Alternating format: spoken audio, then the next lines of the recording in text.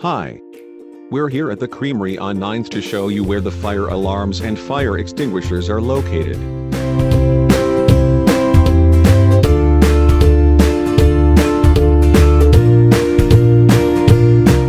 There is a fire extinguisher by the half-gallon ice cream freezers at the back of the store. There is a fire extinguisher by the grill freezer and a manual fire alarm for grease fires. Setting off this alarm will sound the fire alarm and dispense chemicals onto the grills to put out a grease fire. Across the store, under the conveyor belt is another fire extinguisher.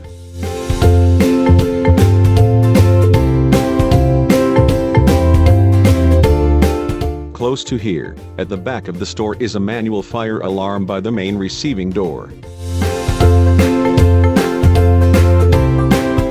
And there is another manual fire alarm by the produce receiving area.